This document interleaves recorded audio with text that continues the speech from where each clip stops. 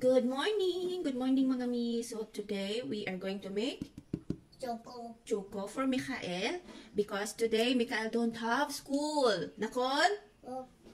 Nakon. So yala, make your choco. Okay. Put your choco over there. Shalosh. 1, 2, 3. Yofi. And then, Akshab, you need to put water, okay? Okay. Oh. Okay. A little, not, be careful, slowly. Slowly. Oh, no, get that. Yofi. So, kala ka din, Mikael. So, ayan, mayroon ng choco si Mikael, mga kami. Wala silang pasok kasi nga, diba, pesak na. So, ano siya, mga kami, 2 weeks na walang pasok sa school. So, sa bahay lang sila. Ayan, tapos na siya gumawa ng kanyang choco. Wait, why you do that? And then, lalagyan natin ng straw. Yala, try it. Taim? Okay, yala, go. Go back to the, go to the table. Go to the table.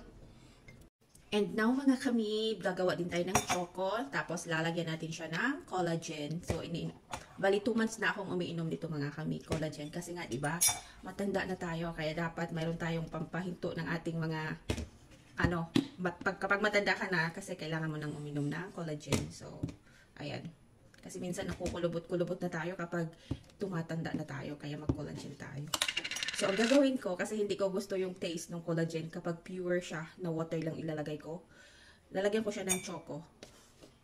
Tapos, maglagay tayo ng isang scoop ng collagen. Ayan. Like this. Ayan, like this. So, i-mix natin siya. Diyan. So, ayan. Ilalagay ko siya ng hot water para mabilis siyang matunaw. And then, ilalagay ko siya ng milk. Tapos, iinumin ko to siya, mga kami, yung empty stomach early in the morning. Tapos, magbe-breakfast ako after 1 hour pa. Or 30 minutes. Para siya, may effect talaga siya ba.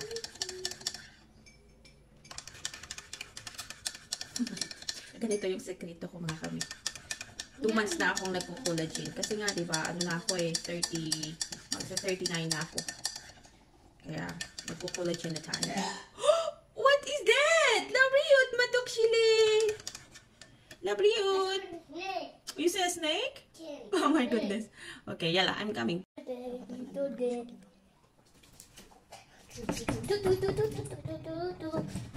Masarap siya kapag may choco.